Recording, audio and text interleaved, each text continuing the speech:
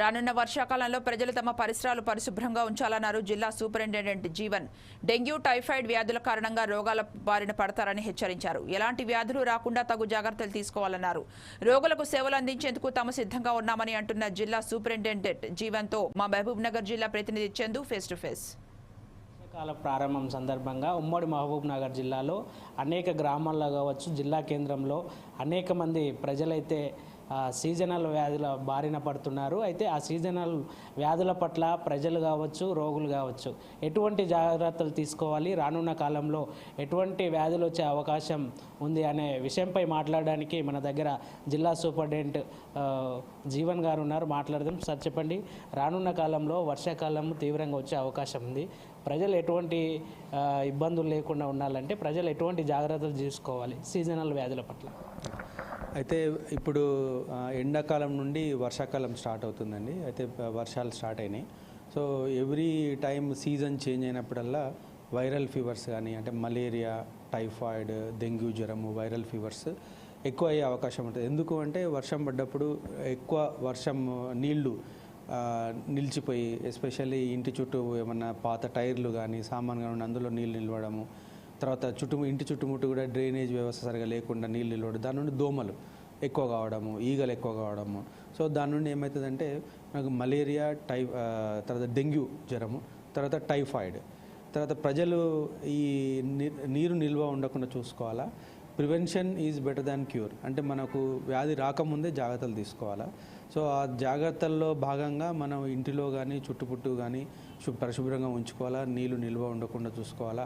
తర్వాత చీకటి ప్రదేశాల్లో మార్నింగ్ టైంలో ఏడిస్ ఈజిప్టిస్ అనే మస్కిటో నుండి వీళ్ళు డెంగ్యూ జ్వరాలు వస్తాయి. సో ఆ ఏరియాస్లో కూడా అంత స్ప్రే చేసుకోవాలా. చీకటిలో కర్టెన్స్ అవన్నీ ఉండకుండా రెగ్యులర్గా దులిపి ఆ ఏరియాస్ క్లీన్గా పెట్టుకోవాలా. దాంతోపాటు ఏమైనా జ్వరం ఇట్లా మనం వస్తే ఇమ్మీడియట్గా డాక్టర్ని సంప్రదించాలా. ఇప్పుడు మెడికల్ షాప్కి పోయి పారాసిటమాల్ ట్యాబ్లెట్ కానీ ఏదో యాంటీబయాటిక్ తీసుకొని ఆ పూటకు వేసుకొనడం జరుగుతుంది జనరల్గా. అట్లా కాకుండా మీరు నియర్ బై డాక్టర్ని కన్సల్ట్ చేసి ట్రీట్మెంట్ స్టార్ట్ చేసుకోవాలి. ఏమైనా అనుమానం ఉంటే వాళ్ళు డాక్టర్లు ఏమైనా టెస్ట్ అడ్వైజ్ చేస్తే, ఎస్పెషల్లీ పిహెచ్సిస్లో వెళ్తే ఇప్పుడు టీ-హబ్ ద్వారా టెస్టులన్నీ అవుతున్నాయి. ఇప్పుడు జనరల్ హాస్పిటల్ వచ్చినా కానీ ఇక్కడ డాక్టర్లను సంప్రదిస్తే అవసరం ఉన్నంత వరకు మెడిసిన్స్ ఇవ్వడం కానీ, తర్వాత వాళ్ళకి అవసరం పడితే టెస్టులు చేయడము అట్లుంది. తర్వాత ఎవరికైనా అడ్మిషన్ ఉంటే కూడా మన దగ్గర వార్డ్స్ ఉన్నాయి.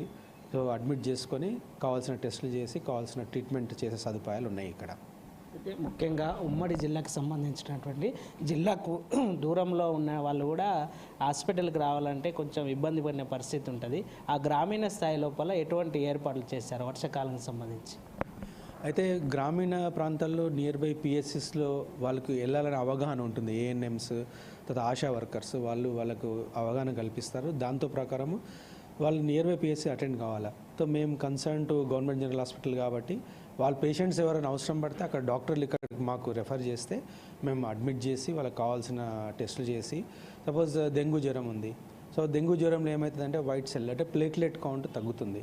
సో ప్రజలు ఏంటంటే ప్లేట్లెట్ కౌంట్ తక్కువైందని చెప్పి ప్యానిక్ కావడము, ప్రైవేట్ హాస్పిటల్ కానీ ఏదే హాస్పిటల్కి వెళ్ళి ప్లేట్లెట్లు ఎక్కించుకోవడం అట్లా కాకుండా తనకు జాగ్రత్తలు తీసుకొని అవసరం ఉంటేనే ప్లేట్లెట్లు ఎక్కించుకోవాలి. అది కూడా బిలో 10,000 కానీ, లేకుంటే బ్లీడింగ్ మేనిఫెస్టేషన్ అంటే మోషన్ నల్లగా రావడము, రక్తం పడడము, వామిటింగ్స్లో బ్లడ్ పడడం అట్లాంటి ఏమైనా సిచ్యువేషన్ ఉంటే మాత్రమే ప్లేట్లెట్లు అవసరం పడతాయి. సో అట్లాంటి సదుపాయాలన్నీ గవర్నమెంట్ జనరల్ హాస్పిటల్లో ఉన్నాయి. ముఖ్యంగా ఈ వర్షాకాలానికి సంబంధించి మెయిన్గా ఎటువంటి వ్యాధులు ఉండొచ్చు సార్?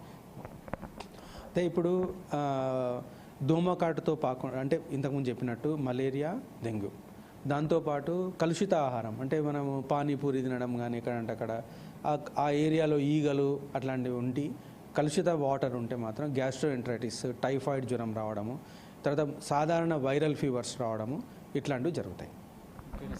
గత వారం రోజుల నుండి వర్షం అయితే చాలా తీవ్రంగా అయితే ఉంది. వర్షం వల్ల కూడా ఇప్పటి వరకు ఎటువంటి డెంగ్యూకి సంబంధించినటువంటి కానీ అదేవిధంగా టైఫాయిడ్కి సంబంధించి ఎటువంటి కేసులు నమోదైనాయి?